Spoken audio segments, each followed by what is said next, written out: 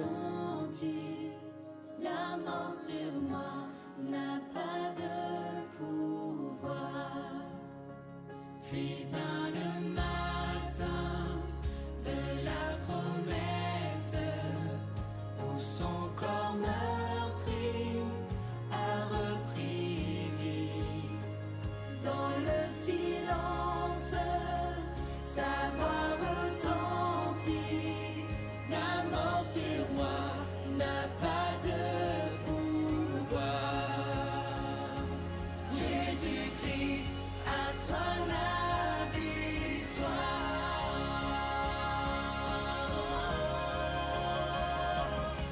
Alléluia, gloire à notre libérateur. Alléluia, la mort c'est dans sa faveur. Nos chaînes ont été brisées, en son nom nous sommes sauvés. Jésus-Christ, notre espérance. Alléluia, gloire à notre libérateur. Alléluia, la mort c'est dans sa faveur. Nos chaînes ont été brisées, en son nom nous sommes sauvés. Jésus-Christ, notre espérance. Jésus-Christ, notre espérance. Jésus-Christ, notre espérance.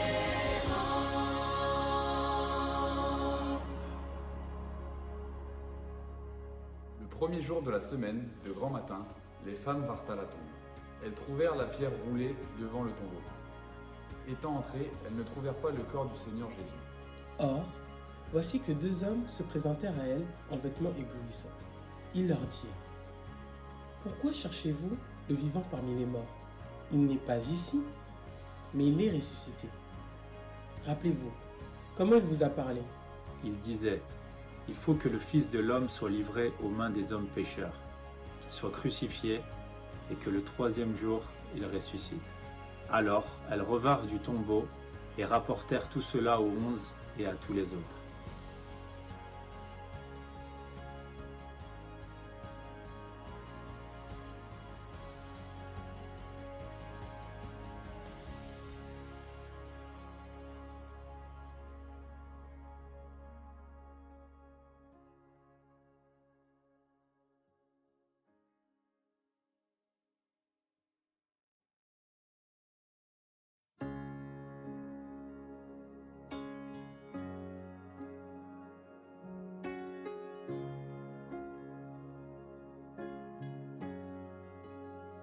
Je vois l'espace qui nous sépare et la montagne insurmontable. La nuit se lève sur mon désespoir. J'appelle à toi quand tout est noir. Dans les ténèbres, ta bienveillance toujours éclaire mon âme en paix. Tout est accompli tel qu'il est écrit. Jésus-Christ, mon espérance.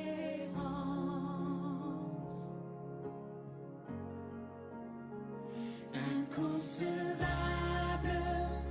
miséricorde, grâce insondable à l'infini. Le Dieu des âges, laissant sa gloire, porta ma honte et mon péché. La croix proclame, je suis pardonné. Le roi des rois m'appelle sien. Merveilleux sauveur, auquel j'appartiens. Jésus-Christ.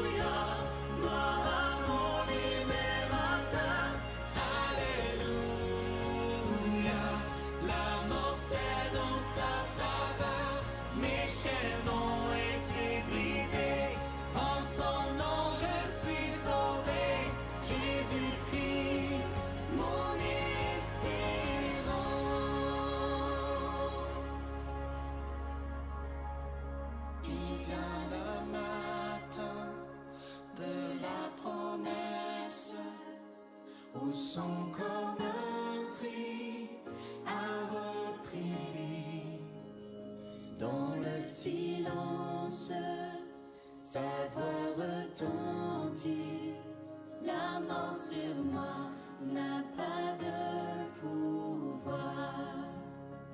Puis vient le matin de la promesse, où son corps meurtri a repris vie. Dans le silence, sa voix retentit. La mort sur moi n'a pas de pouvoir. Jésus-Christ, à toi la victoire.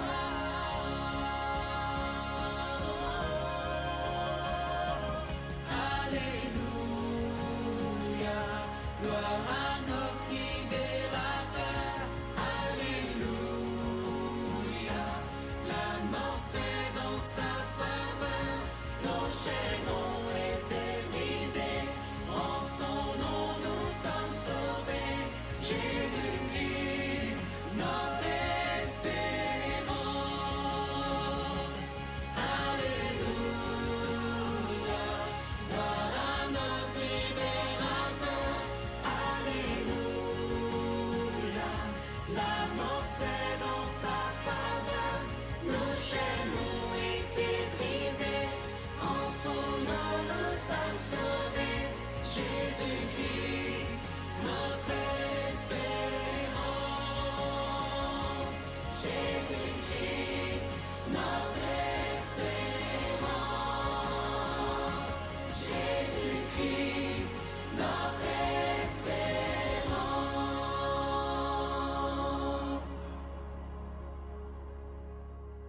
Le premier jour de la semaine, de grand matin, les femmes vinrent à la tombe.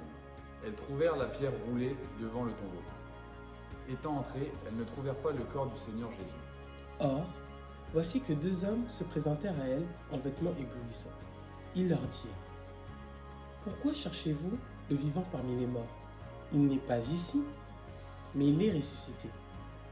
Rappelez-vous, comment il vous a parlé ? Il disait, il faut que le Fils de l'homme soit livré aux mains des hommes pécheurs, qu'il soit crucifié et que le troisième jour il ressuscite. Alors elles revinrent du tombeau et rapportèrent tout cela aux 11 et à tous les autres.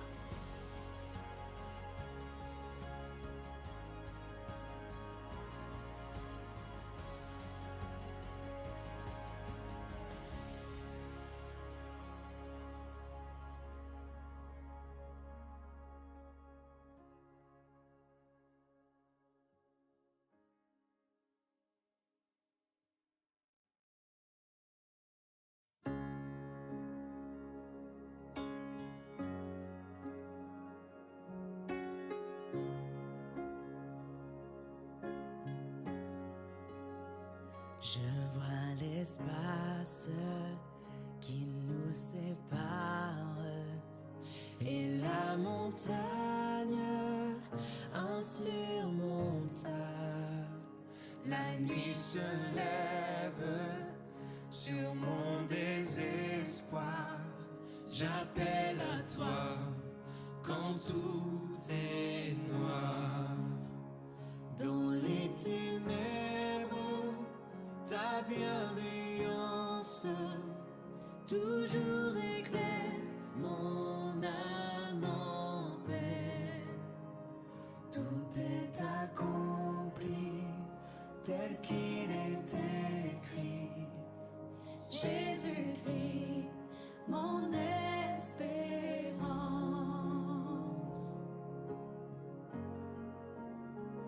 Inconcevable,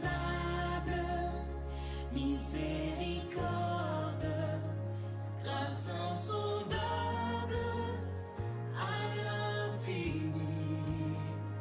Le Dieu des âges, laissant sa gloire, porta ma honte et mon péché. La croix proclame, Je suis pardonné, le roi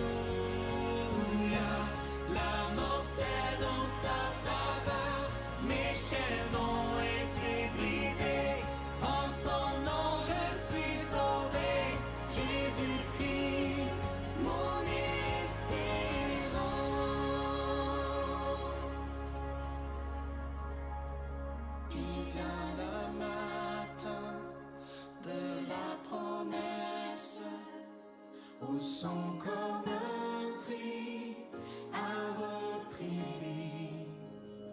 Dans le silence, sa voix retentit.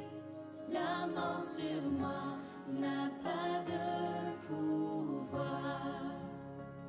Puis vient le matin de la promesse, où son corps meurtri a repris vie. Dans le silence.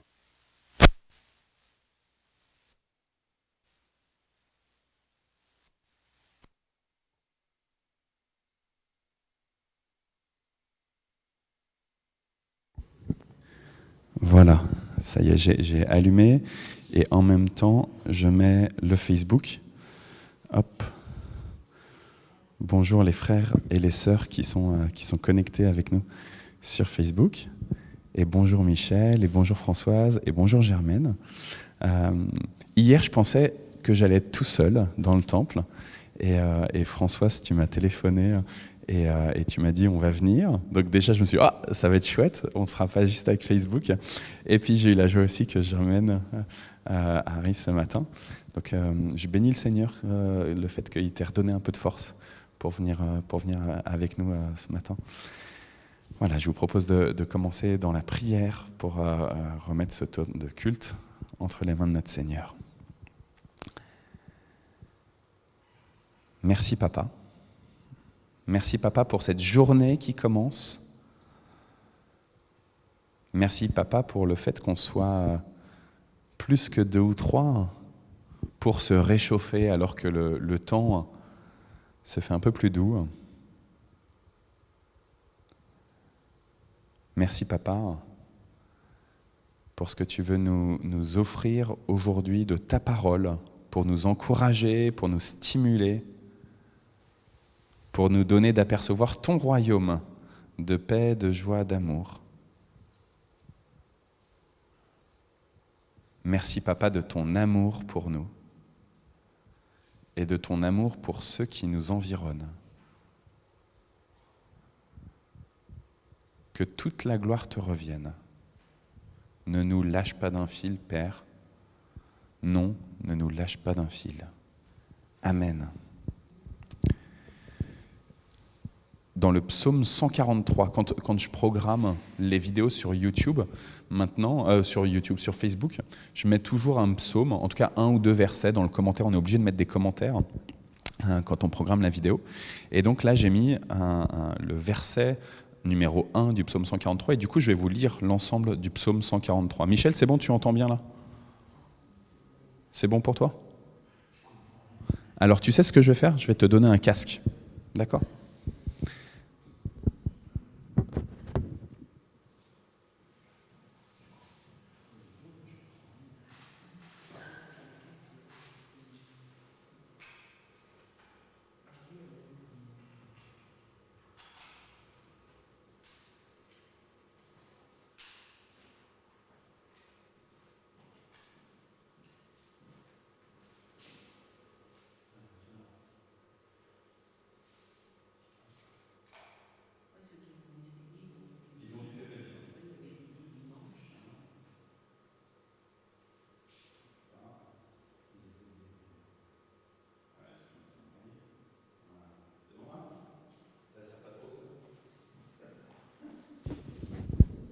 Normalement, là, tu dois l'avoir directement dans l'oreille. C'est bien ou pas?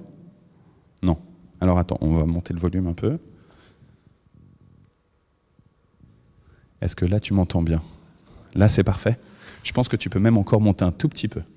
Encore un peu plus. Comme ça, là, tu peux monter à fond. Et normalement, le fait que ça bloque, du coup, tu dois vraiment, normalement, plutôt... Là, c'est au maxi. Ok. Et du coup, tu entends? Ça passe. Ok. Alors, je disais donc, psaume 143, psaume de David.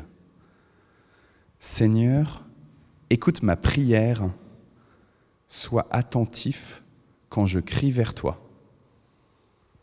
Toi qui es fidèle et juste, réponds-moi. Je suis ton serviteur, ne me fais pas de procès, car personne n'est juste devant toi. Mon ennemi m'a poursuivi, il m'a jeté par terre pour m'écraser.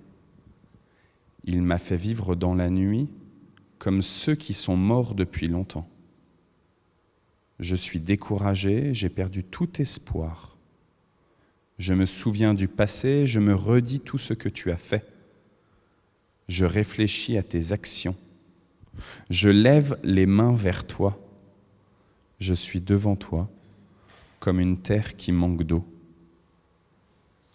Vite, réponds-moi, Seigneur. Je suis complètement découragé. Ne me cache pas ton visage.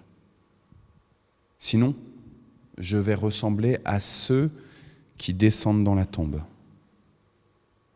Dès le matin, montre-moi ton amour, car j'ai confiance en toi, Seigneur. Fais-moi connaître le chemin à suivre, car je me tourne vers toi. Je me suis caché près de toi, Seigneur, délivre-moi de mes ennemis. C'est toi qui es mon Dieu. Apprends-moi à faire ce qui te plaît, que ton esprit me guide avec bonté sur une terre sans obstacle. Seigneur, rends-moi la vie pour montrer ta gloire. Toi qui es fidèle, tu me tireras du malheur. Grâce à ton amour, tu détruiras mes ennemis, tu feras mourir tous ceux qui sont contre moi, car je suis ton serviteur. Amen. Et je vous propose de chanter. On va chanter notre habitude pour le culte du jeudi, c'est d'enchaîner plusieurs chants de suite. Il va y avoir 4 chants qui vont se suivre. Merci Isabelle d'être avec nous aussi.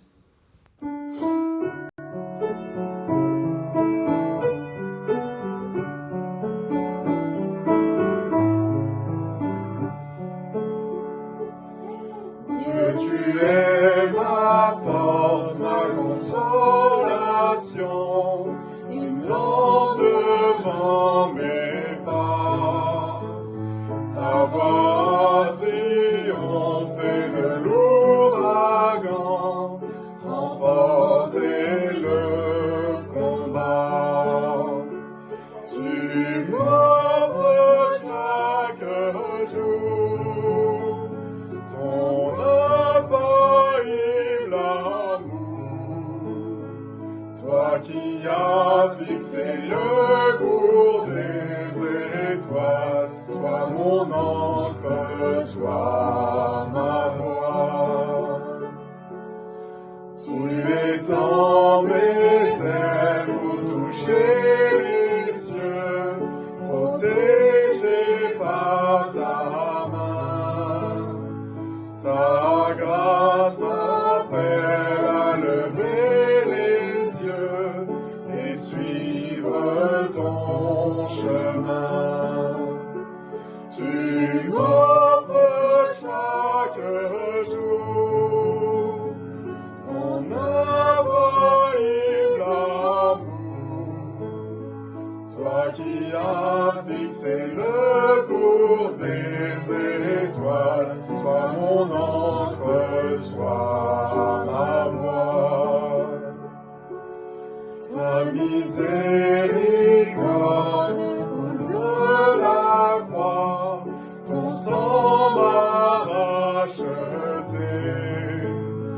Tout ce que je suis me vient de toi, sans fin je te louerai. Tu m'offres chaque jour ton infaillible amour,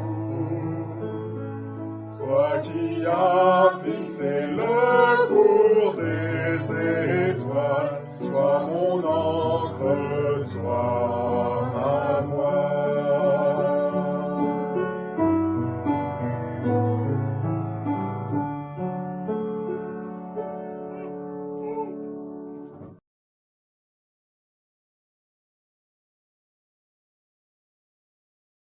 Si ton peuple sur qui est invoqué ton nom cherche ta face et s'humilie.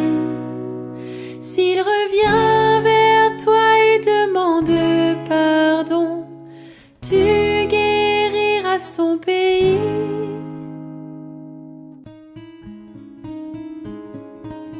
Nous fixons nos regards sur toi, prenons de la hauteur sur tes ailes, abrités sous le manteau du roi, protégés par ta main éternelle. Toujours un refuge dans la détresse, nous ne craignons rien quand tremble la terre. Ton épouse s'attache à tes promesses, dans l'espérance elle porte ta lumière. Si ton peuple sur qui est invoqué ton nom cherche ta face et s'humilie, s'il revient vers toi et demande pardon, tu guériras son pays. Si le monde pleure et ne te connaît pas, nos larmes intercèdent pour lui. Dans l'angoisse et la peur, manifeste-toi comme un phare dans la nuit.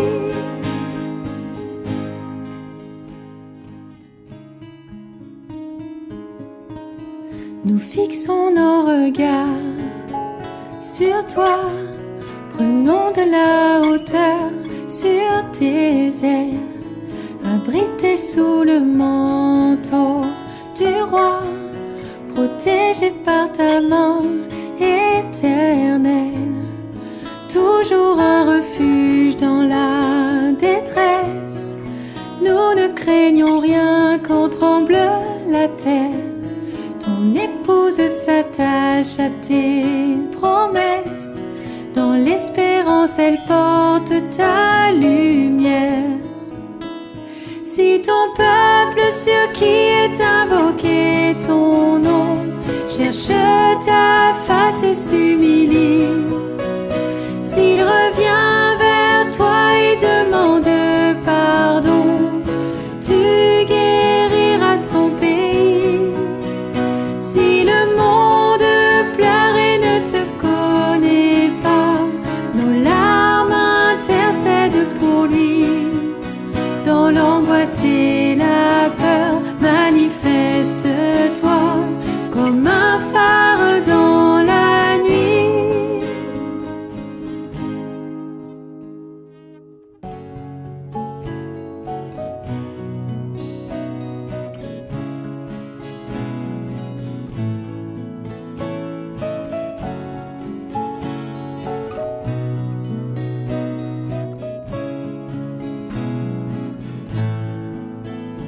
Aujourd'hui, le temps semble s'être arrêté. Tu conduis ton peuple au désert. Dans nos cœurs silencieux, tu veux demeurer et nous révéler tes mystères. Aujourd'hui, le temps semble s'être arrêté. Tu conduis ton peuple au désert. Dans nos cœurs silencieux, tu veux demeurer et nous révéler tes mystères.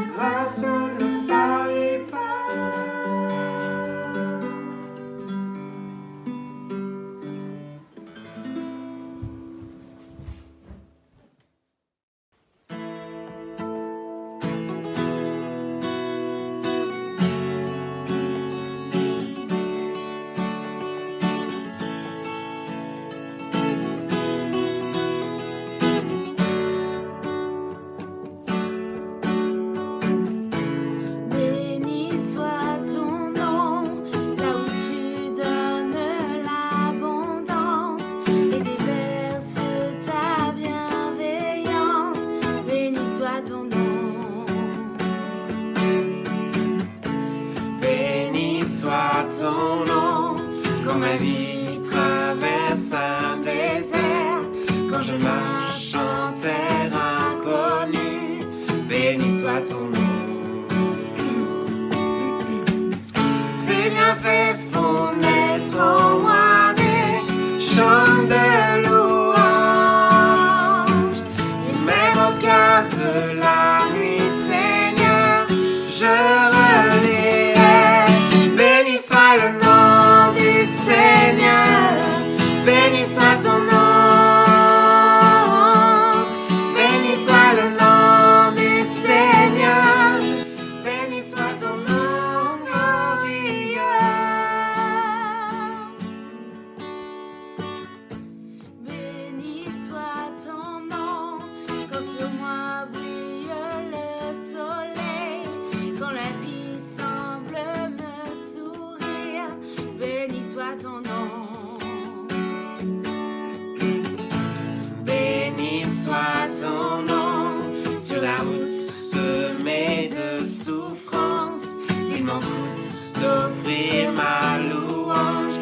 Béni soit ton nom. Tes bienfaits font naître en moi des chants de louange, et même au cœur de la nuit, Seigneur, je redirai. Béni soit le nom du Seigneur, béni soit ton nom. Béni soit le nom du Seigneur, béni soit ton nom glorieux. Tu donnes et tu reprends, Tu donnes et tu reprends, mon cœur choisit de dire, oh, béni soit ton nom.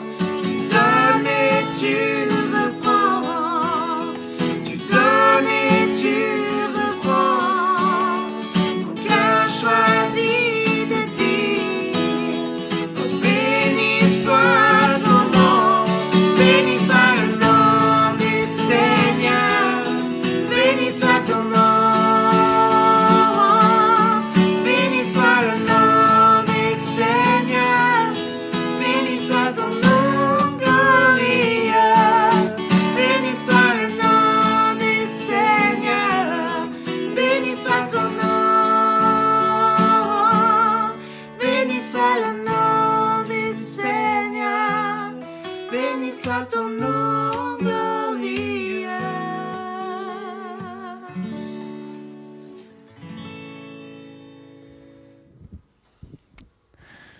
Voilà, merci Seigneur, béni soit ton nom Père, parce que oui, tu te manifestes auprès de nous et tu nous fais vivre ici, déjà dans ton royaume éternel qui était bien avant nous, bien avant que nous soyons nés des entrailles maternelles. Ton royaume était déjà là et ton royaume, nous le vivons à travers ces chants, à travers ces temps de prière, à travers la lecture de la parole. Béni sois-tu, Seigneur, parce que ton royaume, on le voit à travers la communion fraternelle. Béni sois-tu, Seigneur, pour la présence physique de frères et de sœurs ici. Béni sois-tu pour la présence virtuelle à travers Facebook de sœurs et de frères. Béni sois-tu, Seigneur, pour les encouragements que tu veux nous offrir aujourd'hui, de contempler ta face, de contempler ton royaume. Nous te louons, nous te rendons grâce, Seigneur. Tu es un Dieu merveilleux, tu es un Dieu extraordinaire, Seigneur.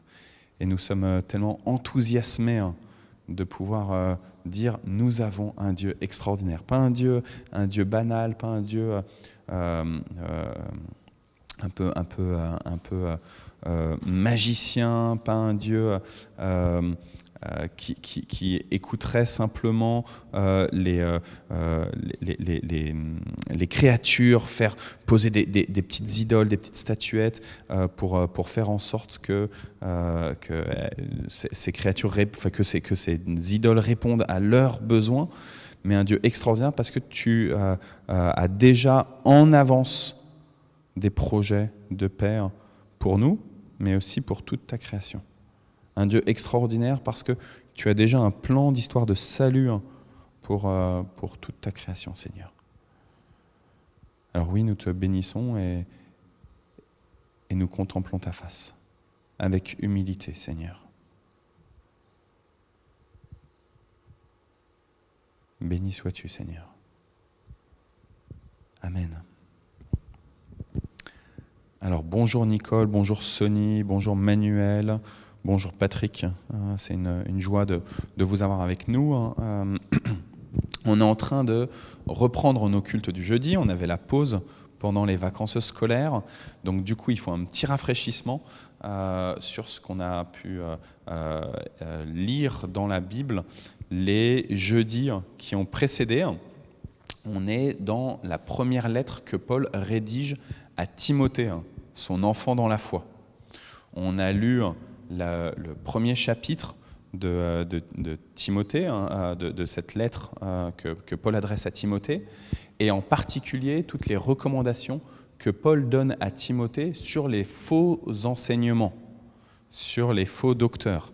Et ça pique un peu, forcément, parce qu'on se dit, mais où est-ce que je me situe, moi, en tant qu'individu d'abord, et puis alors moi en plus en tant que pasteur. Quand on entend que il y a des personnes qui enseignent des erreurs. Et en particulier parce que les enseignements, il y a ce que Dieu nous donne dans la Bible, qu'on perçoit, où c'est un enseignement pour nous-mêmes d'abord, et ensuite qu'on veut transmettre, mais il y a aussi tout l'enseignement qu'on a reçu de nos parents dans la foi, qui ont été nos précédents pasteurs, qui ont été nos précédentes communautés, qui ont été peut-être nos parents biologiques aussi.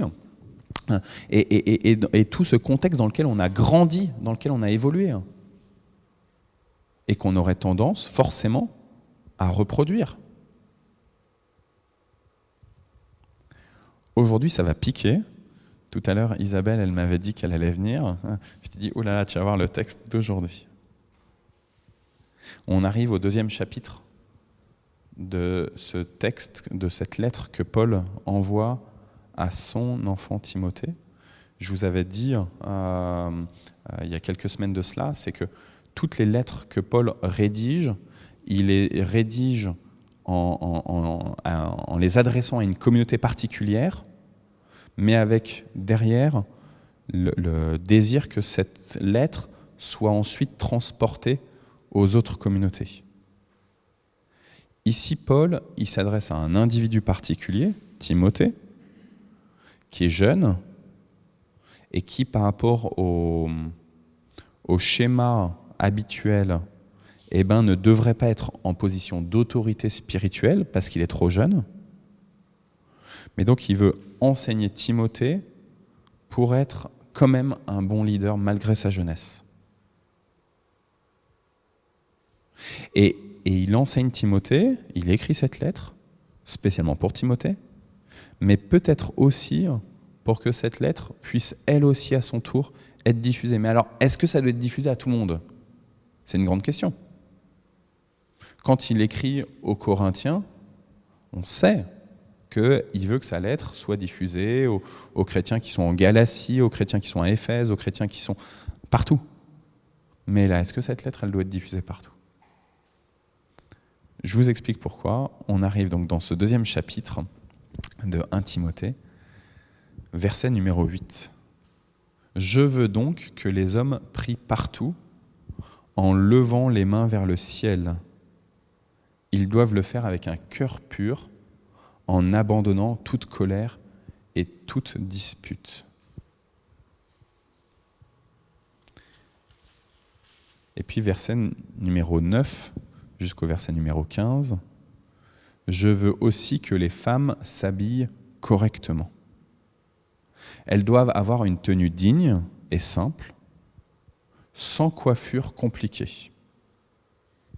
Elles ne doivent pas porter de bijoux en or, ni de perles, ou d'habits trop chers, mais elles doivent montrer leur beauté par leurs bonnes actions. Cela convient à des femmes qui affirment leur amour pour Dieu. Pendant l'enseignement, les femmes doivent rester tranquilles en écoutant avec respect. Je ne leur permets pas d'enseigner, ni de dire aux hommes ce qu'ils doivent faire. Michel, c'est bon, on est tous les deux.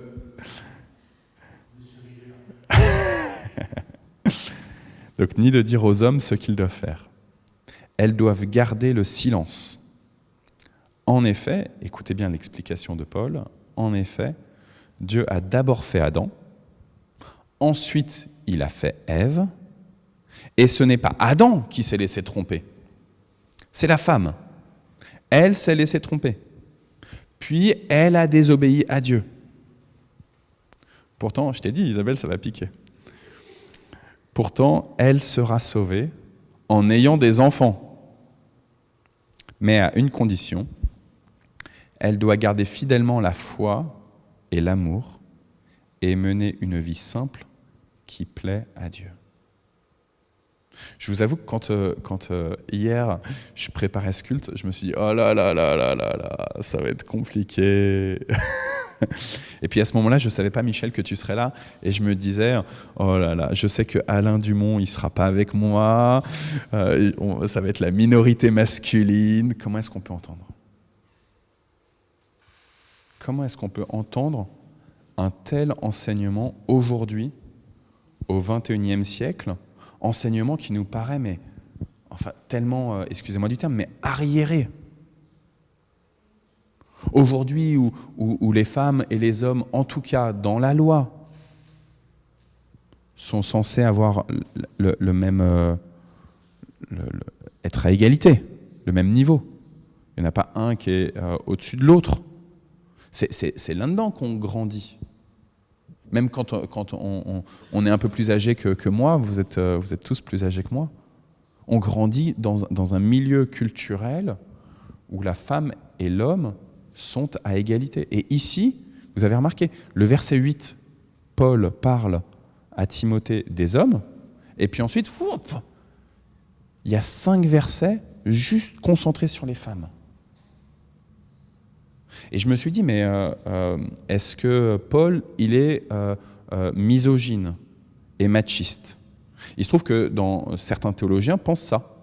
Dans les théologies libérales, on pense que Paul, il était juste misogyne et que d'ailleurs, il ne s'est pas marié et que ça explique pourquoi il peut avoir ce type de discours-là.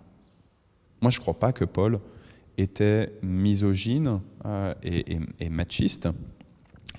Pour moi, un des grands enseignements de Paul, c'est celui dans Galates chapitre 3, « Il n'y a plus ni juif, ni grec, ni homme, ni femme, ni esclave, ni homme libre. » Et donc, par cet enseignement de « on est tous un en Christ », il me semble que Paul vient prôner l'égalité totale, justement, de la nouvelle création. Et donc, il ne vient pas opposer, au contraire, les hommes et les femmes en fonction d'un genre particulier, d'une attitude qui serait attendue particulière, mais au contraire, il dit Dieu crée une nouvelle création où on ne va plus dire solidarité masculine, Michel, mais solidarité avec Christ devant le trône du Seigneur. Solidarité tous ensemble pour faire advenir le royaume de Dieu. Moi, je pense vraiment que Paul, il avait ça à cœur. Alors, comment ça se fait qu'à Timothée, donc à nouveau, je vous redis, ce n'est pas une lettre qui est diffusée à une communauté, mais à un individu. Peut-être que cette lettre, elle est appelée à être ensuite diffusée au-delà, mais d'abord à un individu particulier. Pourquoi est-ce qu'il écrit ce texte-là ? Et bien là, il faut forcément repenser au contexte de l'époque et se souvenir que les femmes n'étaient pas autorisées d'être dans les mêmes assemblées que les hommes. Et nous, avec Isabelle, on a vécu dans une ville avec beaucoup de juifs, aux portes de Paris. Le 19e arrondissement fait partie des arrondissements très juifs. Et les Lilas, cette ville où on a vécu quelques années, il y avait beaucoup de communautés juives, avec beaucoup de maisons et de salles de prière, pour ne pas dire des synagogues en tant que telles, juives. Et en fait, dans ces communautés-là, encore aujourd'hui, les femmes et les hommes ne prient pas dans le même lieu. Du coup, il faut penser qu'il y a 2000 ans, c'était déjà le cas. Ici, on est ensemble dans la même assemblée, dans la même nef du temple. Mais à l'époque, ce n'était pas le cas. Alors du coup, il y avait une révolution de la part des communautés chrétiennes, des communautés juives qui se convertissaient à Christ, ou des nouvelles communautés liées à ceux qui venaient du paganisme. Là, concrètement, c'est ce type de communauté dans laquelle Timothée se trouve. Il est à Éphèse. Et donc, c'est une communauté avec des gens qui viennent du paganisme, qui viennent des autres religions gréco-romaines. Et bien, on commence à accepter, dans les assemblées chrétiennes, une mixité. C'était la révolution. Et dans ce cadre-là, eh ben, ça pouvait être très tentant, aussi à cause de l'enseignement de Paul que maintenant on est tous à égalité en Christ. Ça pouvait être très tentant que chacun prenne la parole pour dire ce qu'il recevait de la part du Seigneur. Et on sait qu'à l'époque, il y avait des prophétesses, déjà. Ce n'est pas quelque chose de nouveau. Il y avait déjà des femmes qui recevaient des enseignements particuliers et qui se mettaient à les transmettre. Et on se souvient évidemment que les premières personnes qui ont rencontré le Christ ressuscité, c'était des femmes, mais ce n'est pas neutre en fait. C'était pour dire déjà cette révolution.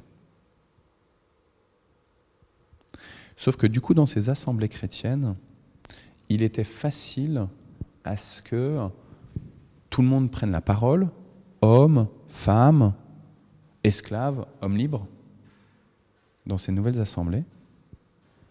Et Paul propose à Timothée, en tant que leader de ces communautés, de cette communauté d'Éphèse en particulier, d'être vigilant.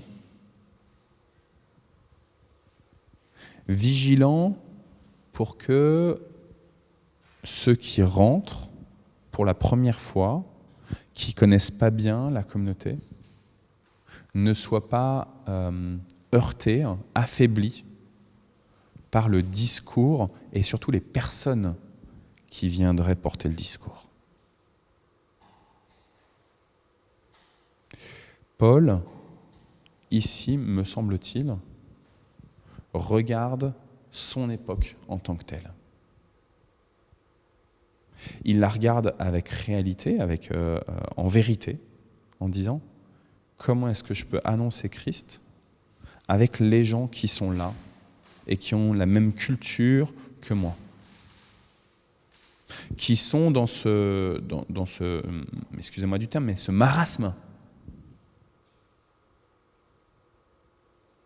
Et dans ce cadre-là, eh ben, il n'est pas bon que des femmes viennent semer du trouble à des nouveaux convertis ou à des personnes qui ne sont pas encore tout à fait converties, en prenant la parole à tout va.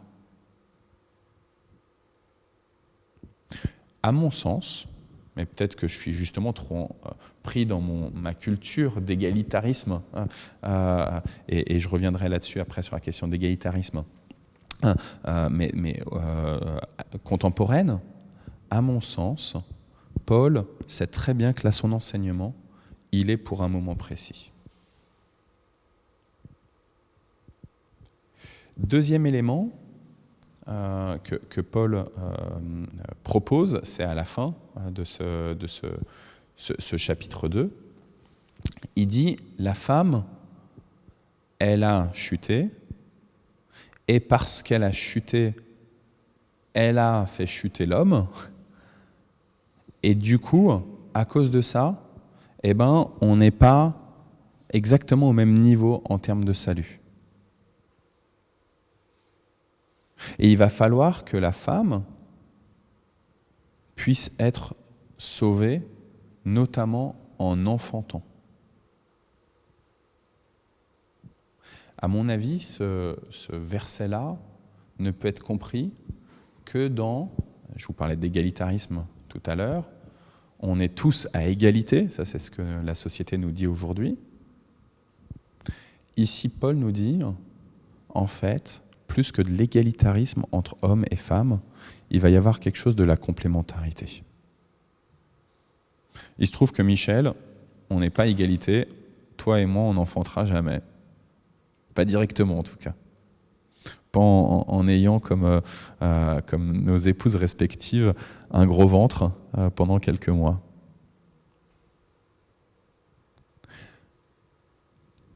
Paul dit à Timothée, rappelle que Dieu crée nouvellement, mais en fait, il remet de l'ordre.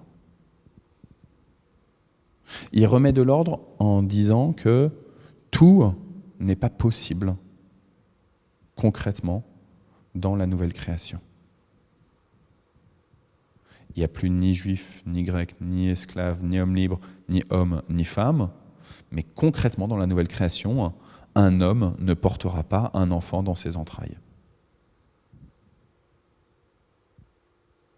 Et du coup, lorsque je commence à imaginer ça, que c'est une remise en ordre,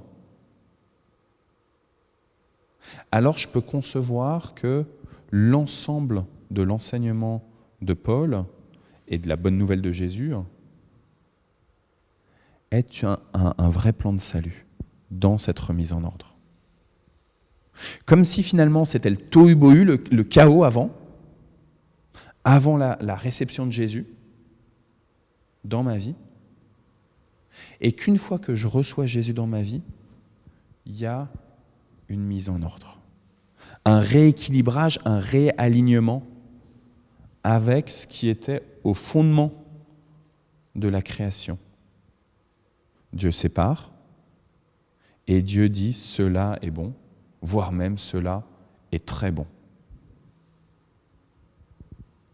Et alors du coup, Michel, je vais quand même prendre le verset numéro 8, puisqu'il y a un verset qui s'adresse pour les hommes. Je veux donc que les hommes prient partout en levant les mains vers le ciel. Ils doivent le faire avec un cœur pur, en abandonnant toute colère et toute dispute. En fait, je comprends pourquoi Paul il a mis qu'un seul verset pour les hommes. Parce que là, c'est ultra exigeant. Que je puisse lever les mains vers Dieu. Ça veut dire quoi ? Ça veut dire recevoir de Dieu ma prière. Et donc ça veut dire ne pas me satisfaire du fait que je sais, que je suis au contrôle, que je maîtrise déjà tout, que j'ose abandonner la primauté de ma vie, du contrôle de ma vie, à Dieu. Alors que je suis l'homme. Bref, que je me soumette au Seigneur. Et tout à l'heure, on parlait des Juifs, et je vous rappelle que nos frères dans la foi, que sont les Juifs, ils ont une kippa. Alors, Michel, toi, tu as mis une casquette, on va dire que c'est ta kippa aujourd'hui. Et ils ont une casquette pour rappeler justement cette soumission, qu'il y a quelqu'un au-dessus de leur tête, et c'est Dieu. Que les hommes, donc, gardent bien en tête que quelqu'un est supérieur à eux. Et ils doivent le faire non en se disant bon allez, je passe, j'accepte ça, j'ai accepté d'autres choses, c'est bon. Mais ils doivent le faire avec un cœur saint, avec un cœur pur. Et ce cœur pur, ils ne peuvent l'avoir qu'en abandonnant tout ce qui vient noircir l'intérieur de leur âme.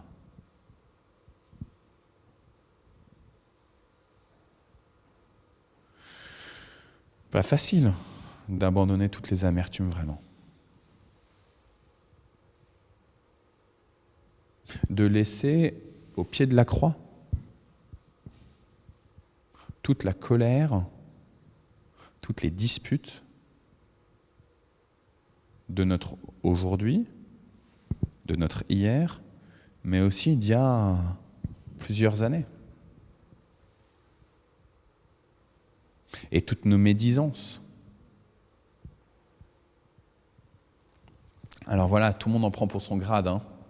Les femmes, ça vous rassure hein, de vous dire ça va, Arnaud, il se prend une gifle aussi, hein, et il n'y a pas que nous.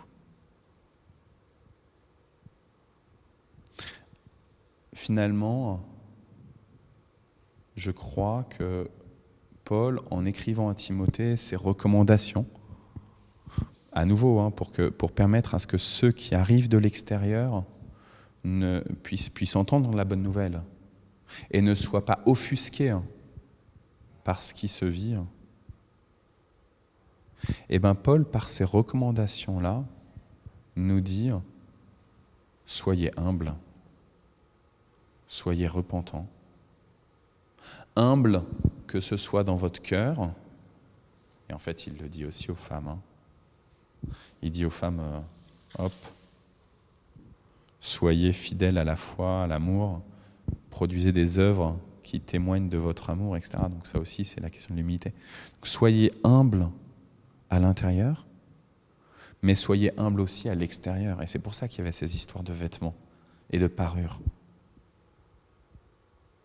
Ne mettez pas tout dans l'image, la belle image, même si moi je suis content d'avoir une belle chemise aujourd'hui. Ne mettez pas tout là,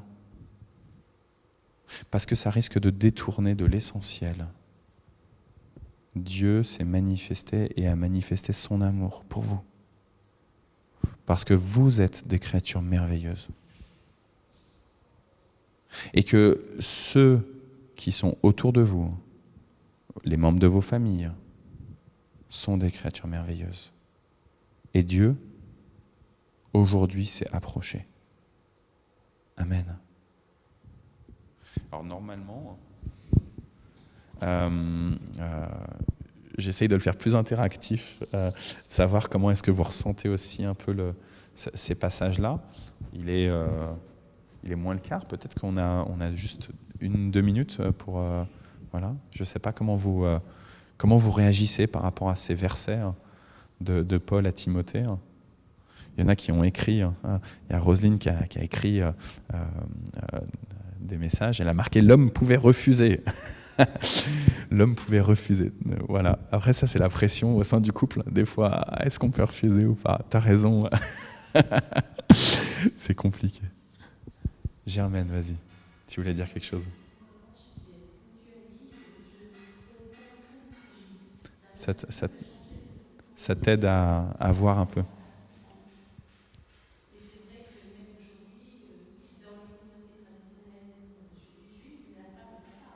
Oui, oui. Oui, et on parle beaucoup, si tu veux, en islam, des différents étages, mais en fait, dans les communautés juives, alors, ça dépend de l'espace, ça dépend de la place qu'il y a dans les salles, hein, mais quand il y a une vraie synagogue, on est vraiment séparés entre hommes et femmes. Donc, ouais.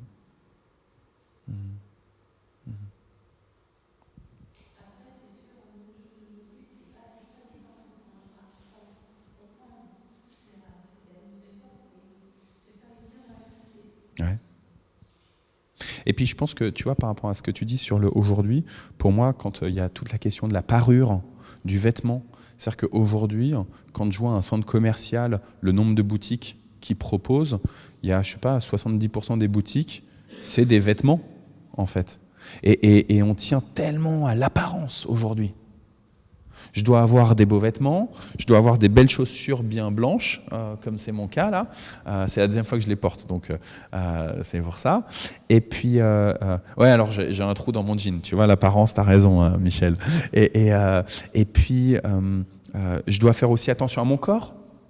Hier, on a fait une balade près du stade nautique. Il y a tous les trucs pour faire du sport, etc. On doit avoir un beau corps, etc. Et en fait, beaucoup de choses sont liées à l'apparence, quoi. Ouais. Dans le contexte que le Seigneur, il y a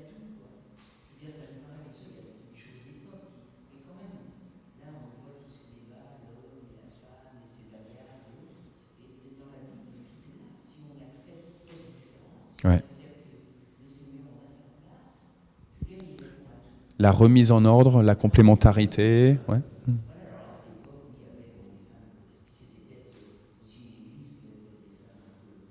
Un peu bavarde.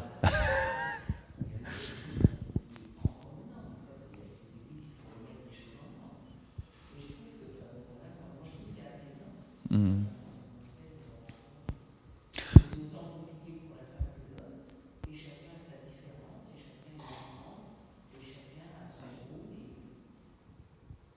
Et je trouve que tu vois là, tu dis apaisant. Pour moi aussi, quelque chose qui est apaisant, c'est de me dire qu'il y a une vraie continuité dans l'enseignement de Dieu. Tu vois, il y a une semaine ou deux, Julien, dans son culte à Saint-Germain-en-Laye, il disait, est-ce que, il interrogeait les paroissiens, il leur disait, est-ce qu'on pense qu'aujourd'hui, au XXIe siècle, on est en train de vivre, on a une vie qui est complètement, totalement différente de ce qui s'est produit depuis le début de l'humanité, en termes de vision de nos existences. Est-ce qu'on pense qu'on révolutionne aujourd'hui, au XXIe siècle, tout de l'humanité ? C'est une possibilité, c'est une hypothèse, de dire qu'avant c'était le chaos et aujourd'hui ça y est, on est en pleine lumière. On peut aussi se dire, et ça c'est plutôt la position de Julien et la mienne, de dire que l'homme est toujours le même en fait.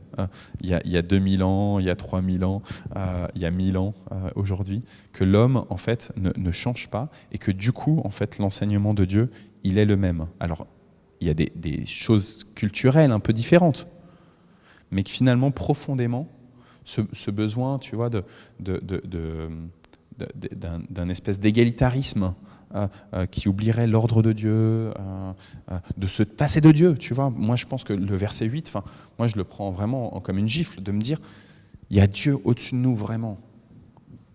Ouais. Ouais. Est-ce que toi, Michel, il y a des réactions particulières auxquelles tu as, que tu penses ?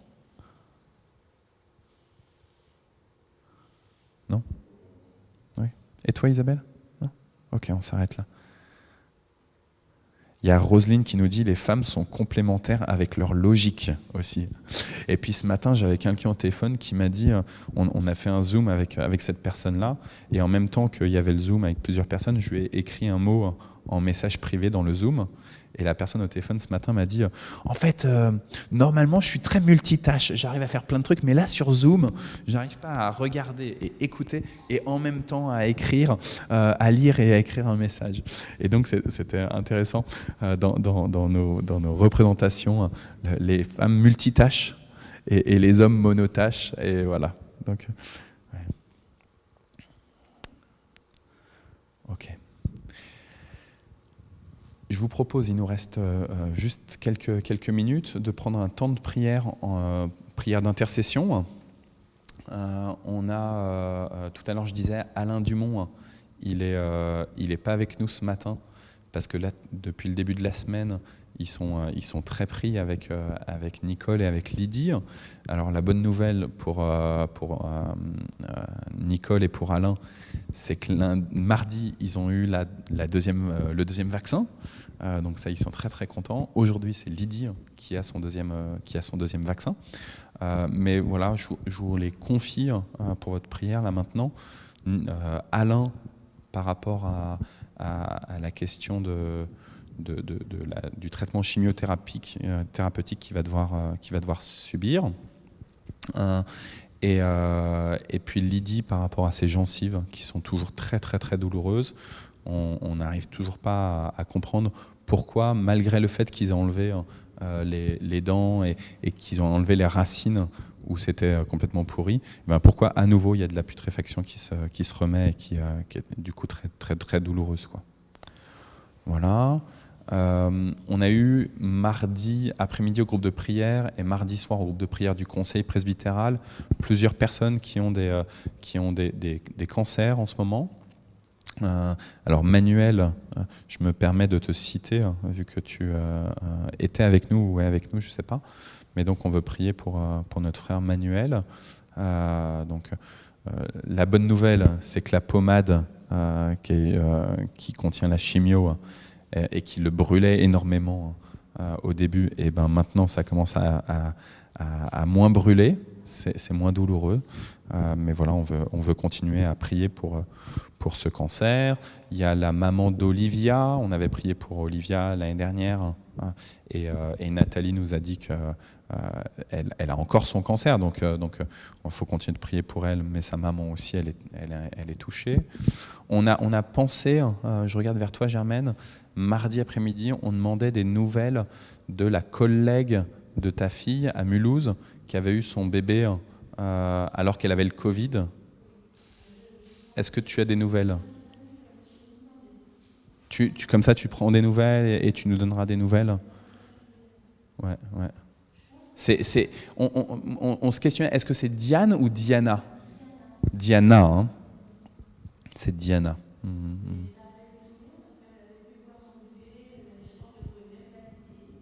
Donc voilà. Ouais. Je pensais qu'il était encore sous couveuse, tu vois, donc c'est bien si elle peut. Ouais. Donc en tout cas, voilà, sujet de prière. Est-ce que vous avez d'autres sujets que vous voulez mentionner et après on prend un petit temps de silence et on finira avec le Notre Père.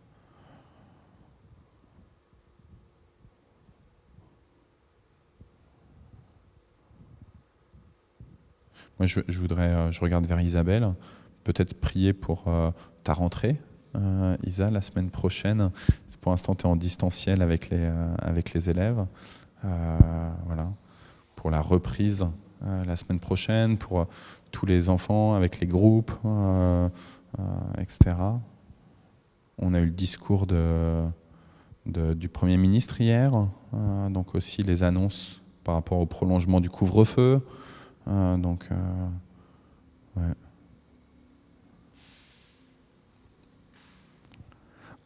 Je veux bien aussi qu'on prie pour à Pentecôte, on va avoir un baptême. On va avoir le baptême de Dana. Son chéri Thibaut avait reçu le baptême il y a quelques années. Ici, et donc là, elle va elle aussi recevoir le baptême. Maintenant, elle a demandé à recevoir le baptême. Donc on peut prier pour Dana. Voilà. Je vous propose de prendre un temps de silence ou vous élevez la voix si vous avez envie d'élever la voix.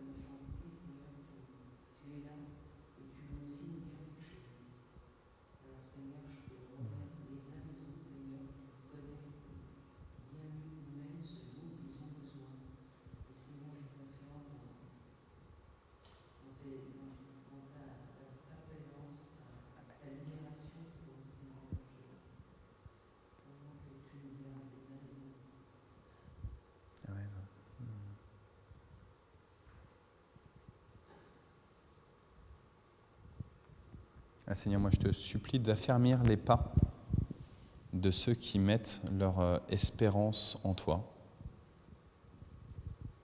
Oh Seigneur, tu sais combien les épreuves dans ce monde font balbutier notre vie à chacune, à chacun, mais aussi notre foi. Alors moi je te demande d'affermir la foi de tes enfants. de ceux qui sont touchés par la maladie, par le deuil. Seigneur, je repense en particulier aux familles Bridge et Vidcock qui, ça fait 1 an maintenant, elles ont été impactées par des décès. Je te supplie, Seigneur, d'affermir la foi de ceux qui sont touchés par le chômage, par des changements au niveau des familles, Seigneur. On a parlé de la relation homme-femme, et il y a des relations hommes-femmes qui sont très, très, très compliquées en ce moment. Donc, moi, Seigneur, je te supplie, viens guérir aussi ces conjugalités.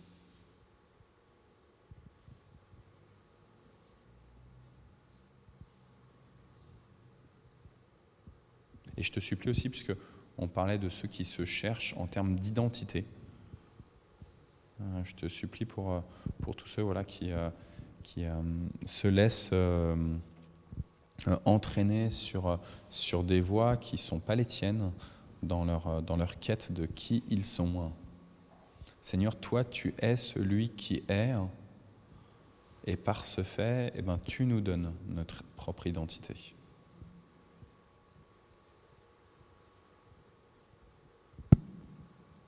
Merci Seigneur pour eux.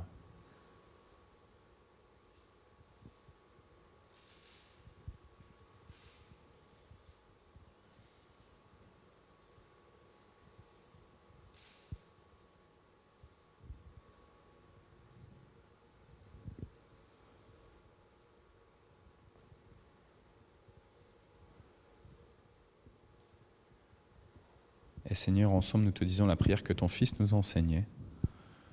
Notre Père qui es aux cieux, que ton nom soit sanctifié, que ton règne vienne, que ta volonté soit faite sur la terre comme au ciel.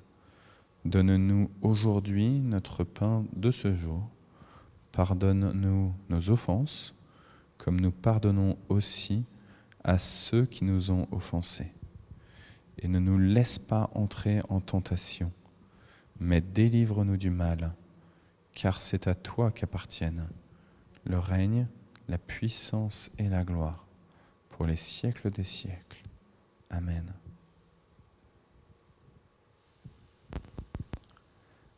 Alors voilà, on va s'arrêter pour aujourd'hui. Que le Dieu à qui appartient la puissance, l'honneur, la gloire, bénisse votre journée, qu'il vous oriente dans ses voies, dans ses projets, qu'il affermisse votre foi, qu'il affermisse vos pas. Vous êtes des créatures qu'il a appelées ses enfants. Et ça, c'est le plus beau des cadeaux qu'il a pu vous faire. Soyez bénis au nom du Père, du Fils et du Saint-Esprit. Amen.